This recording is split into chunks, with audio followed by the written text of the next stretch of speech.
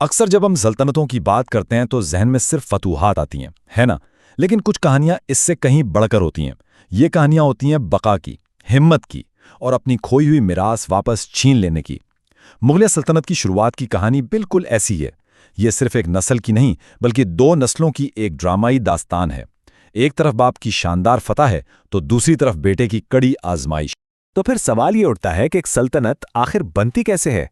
क्या सिर्फ जंगें जीतकर, या फिर उसको हर कीमत पर कायम रखने की जिद्दोजहद से?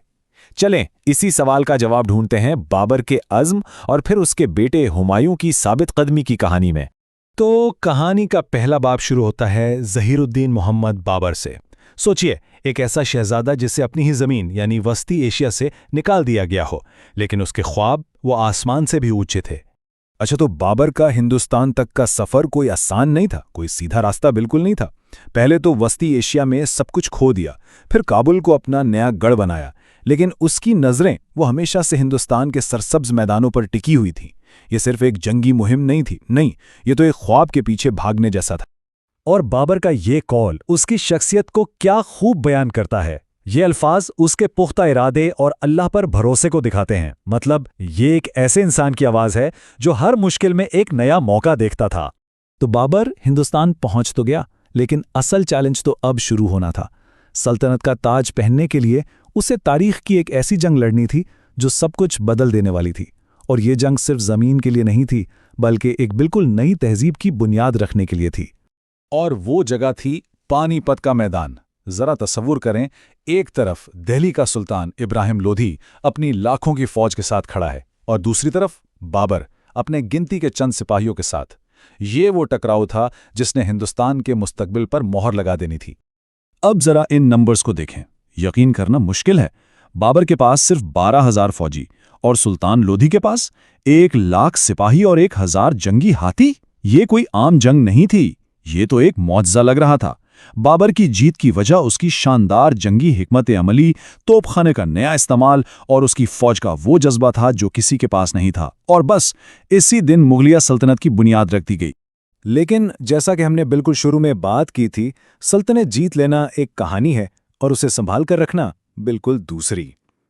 अब कहानी में एंट्री होती है बाबर के बेटे नसीरुद्दीन मोहम्मद हुमायूं की। उसे विरासत में एक बनी बनाई सल्तनत तो मिल गई, लेकिन यह तख्त फूलों की सेज नहीं था, ये तो कांटों का ताज था। यहां बाप और बेटे के हालात का फर्क बिल्कुल साफ नजर आता है। बाबर के दुश्मन बाहर के थे, लेकिन हुमायूं, उसके सबसे बड़े दुश्मन तो घर में ही थे। उसके अपने भाई, जिन्हें उसका सहारा बनना चाहिए था, वही उसकी जड़ें काट रहे थे। हुमायूं की मुसीबतों की शुरुआत घर से ही हुई। उसके भाई कामरान मिर्जा और अस्करी मिर्जा उसी के खिलाफ साजिशें करने लगे। उन्होंने सल्तनत को अंदर से खोखला कर दिया। और जब घर कमजोर हो तो बाहर वाले तो फायदा उठाते ही हैं। इस अंदरूनी कमजोरी का भरपूर फायदा उठाया एक बहुत ही काबिल अफगान लीडर शेर शाह सूरी ने। उसने हुमायूं को चौसा और कन्नूज की जंगों में ऐसी शिकस्त दी कि हुमायूं को हिंदुस्तान छोड़कर भागना पड़ा। और बस इसी के साथ बाबर का देखा हुआ अजीम सल्तनत का ख्वाब चकनाचूर हो गया। सोचें, हिंदुस्तान का शहंशाह अब एक भगोड़ा था, जिसके सर पर छत नहीं थी, अपनी जान बचाने के लिए दर दर भटक रहा था। लग रहा था कि मुगलिया सल्तनत की कहानी बस यहीं खत्म हो गई। लेकिन नहीं, कहानी यहां खत्म नहीं हुई। सच पूछें तो हुमायूं की अजमत का असल बाब तो उसकी हार के बाद शुरू होता है। ये उसकी 15 साल लंबी जिलावतनी और फिर वापसी की एक ऐसी नाकाबिले यकीन दास्तान है जो हिम्मत और उम्मीद की बेहतरीन मिसाल है। देखें, ये कोई मोजज़ा नहीं था, ये एक प्रॉपर प्लान था। हुमायूं ने पहले फारिस के दरबार में पनाह ली, वहां से एक नई फौज खड़ी करने में मदद ली और फिर एक एक करके अपने खोए हुए इलाके वापस छीनना शुरू किए।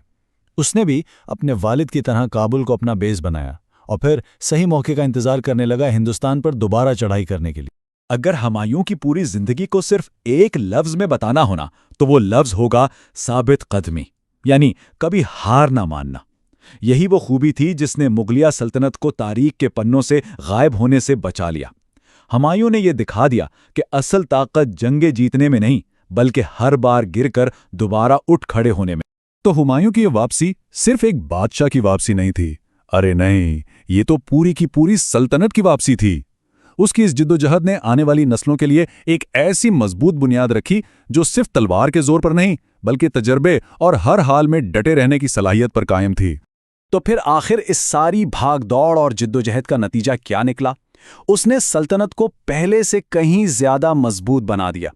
हुमायूं के इस तल्ख तजर्बे ने आने वालों को, खास तौर पर उसके बेटे अकबर को, ये सबसे बड़ा सबक सिखाया कि अगर घर में इत्तेहाद हो तभी सल्तनत बच सकती है। तो हम ये कह सकते हैं कि बाबर ने सल्तनत की बुनियाद तो रखी, लेकिन हुमायूं ने उसे तबाही से बचाकर हमेशा के लिए महफूज कर दिया। और ये बात हमें एक बहुत ही दिलचस्प सवाल पर लाकर छोड़ देती है। क्या अजीम सल्तनतें सिर्फ जीत से बनती हैं या फिर उन कड़ी आजमाइशों से जो उन्हें टूटने के दहाने पर ले आती हैं? शायद किसी भी मिरास की असली कीमत इस बात में नहीं कि उसे बनाया कैसे गया, बल्कि इस बात में है कि जब सब कुछ खत्म हो रहा था तो उसे बचाया कैसे गया।